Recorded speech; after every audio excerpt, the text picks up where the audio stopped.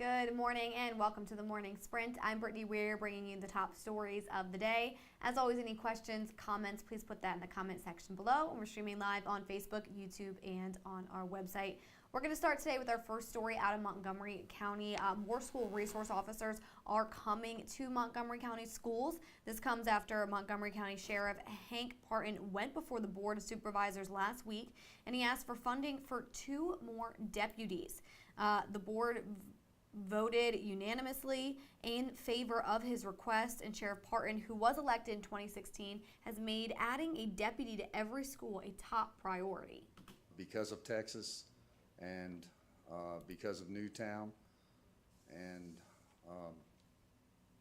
because of Tech, I can't tell you how so many events have affected me and have affected our deputies. But what I can tell you is, and this is not Monday morning quarterbacking anyone or any agency. What I can tell you is, with us, it doesn't matter if it's 1 or if it's 51. And when schools start next month, every school the sheriff's office covers will have a school resource officer. The Blacksburg and Christiansburg Police Department cover schools in town limits.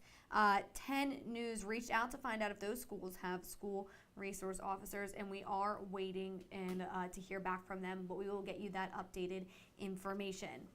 And there is, hold on one second, trying to get the right video here. All right, there is still no word on how 2 people are doing after a jet ski explosion in Pulaski County. Fire and EMS crews say it happened in the Spooky Hollow area of Claytor Lake at about 2:45 yesterday. Emergency responders say the 2 were wearing personal flotation devices, but both were taken to the hospital. And those are pictures that were posted on Facebook from the department that we were able to see there. But again, this is another story we will continue to follow and give you updates as we learn more information. And yesterday was 4th of July. A lot of people celebrating, but some people took to downtown Roanoke to protest. And so it's been over a week since the Supreme Court overturned Roe versus Wade. Tensions are still running high. We have seen protesters across the nation, and on Independence Day was no exception in downtown Roanoke. Well, protester Nicole Connor never thought that Roe v. Wade would be overturned, but now she worries for future Supreme Court decisions.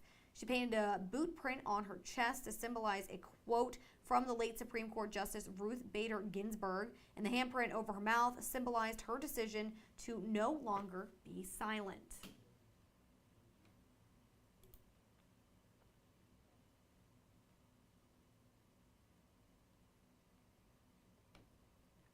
And so they chose the 4th of July for the protest because they feel a lack of freedom. So again, this happened yesterday in downtown Roanoke.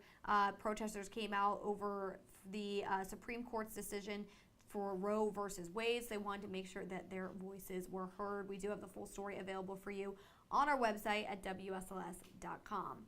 And moving over to some good news from yesterday. If you watched a little bit of the morning show, you might have seen us talking about ducks a lot. Well, that's because yesterday was the Great Galax Rubber Duck Race that happened. And there you can see 6,000 rubber duckies being dumped into Chestnut Creek. This is all part of a fundraiser for the fire department, which is volunteer. So they rely on fundraisers and support from the community to keep themselves running. And I was actually there. That's me. I got to be the honored guest to ride the giant duck down the creek and help some of those little rubber duckies make it to the finish line. And whichever rubber ducky made it to the finish line first, while the person whose duck that was won $1,000. There was also other prizes for different place ducks as well. But again, all the money raised went to the fire department. So a lot of people lined the river.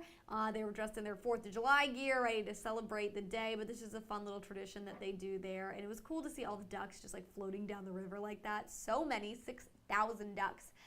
So they all made it across the finish line, and they all were scooped out by volunteers. But it was a great day. I was happy to be a part of it.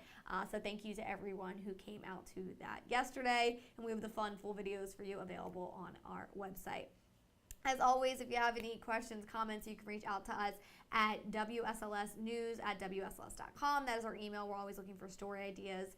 But thank you guys so much for tuning in. I hope you have a good rest of your day.